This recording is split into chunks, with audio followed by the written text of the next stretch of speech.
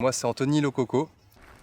Je suis éducateur sportif et je suis professeur de sabre laser grâce à mon auto-entreprise et aussi grâce à la Fédération française d'escrime qui, depuis avril 2018, a pris la discipline sous son aile. C'est un rêve un peu, un rêve de gosse, on va le dire, un rêve de gosse que de pouvoir utiliser le sabre laser de manière sportive et de manière codifiée, réglementaire. Je ne sais pas si vous pouvez vous imaginer un petit garçon de 5 ans qui découvre l'univers Star Wars à travers les cassettes VHS.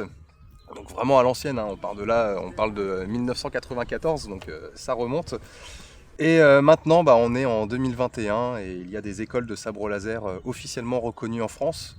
Il y a des formations fédérales qui sont reconnues en France, donc on peut se former et pour ensuite enseigner la discipline. Donc c'est vraiment quelque chose d'incroyable. Ici. Continue mon halo autour de la tête, ici. Alors du coup, ça fait maintenant 20 ans que je pratique les arts martiaux. Dans les arts martiaux, ce que j'aime bien, c'est vraiment toute la discipline, la rigueur et la transmission de valeurs que peut apporter un art martial. Ça va vraiment au-delà du fait de savoir se défendre, savoir attaquer, savoir parer au sabre ou projeter un adversaire. J'apprends le respect, donc le respect quand on arrive dans la salle, on vient saluer l'ensemble des acteurs autour de nous, on vient aussi saluer en fin de cours. Donc il y a des valeurs qui sont minimes, qui sont peut-être invisibles pour certains, mais qui sont quand même présentes pour moi et je me force à les tenir et à les partager au maximum. J'allie le côté martial au côté ludique lors de mes cours.